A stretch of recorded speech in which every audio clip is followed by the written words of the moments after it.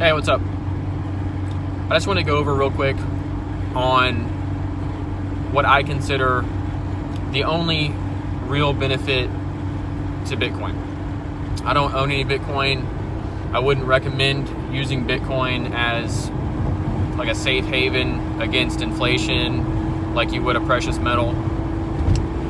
But in the case of an economic collapse where you would want to transfer your money into another country, say we have a huge, unlikely but possible economic collapse in the United States where you wanted to leave and leave with your wealth.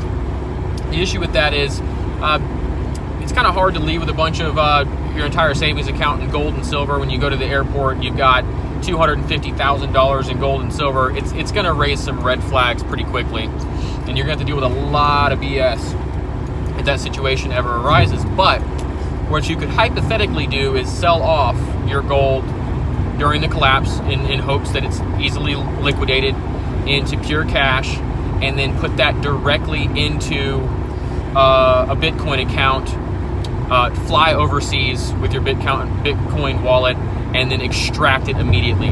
The best thing about Bitcoin is that you're able to transfer large amounts of money, not real money, large amounts of currency into other countries without being noticed. There's no paper trail, there's no tracking that can be done between it. So I mean, who knows? Maybe there's the possibility of an app specifically for that.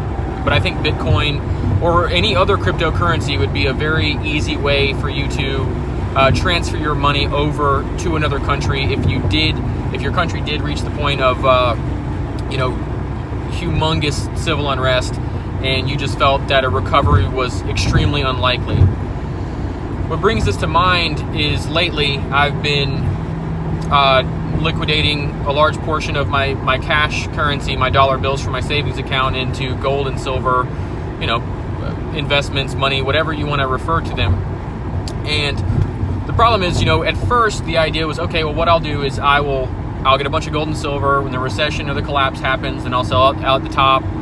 At that point in time, no one's going to have any currency to purchase real estate. So at that time, I'll purchase all my real estate and then wait for the bubble to come back up, and then make the money off the real estate, maybe put some money back in the stock market when it's low, and just play that up-down game that you have to make a lot of money.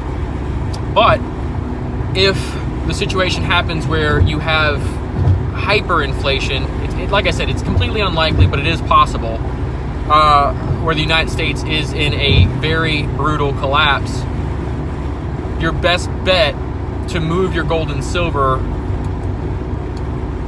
you wouldn't be able to move your gold and silver. You'd be able to transfer, you'd sell out your gold and silver for dollar bills when it's hyperinflated, so you get a ton of them. Then you would put those in whatever banks were still in business, and then you would take that money, transfer it into a cryptocurrency, all within, I would say, a week. You do this quickly because you're risking the possible collapse of the cryptocurrency while your money's in there. So you'd want to do this fast.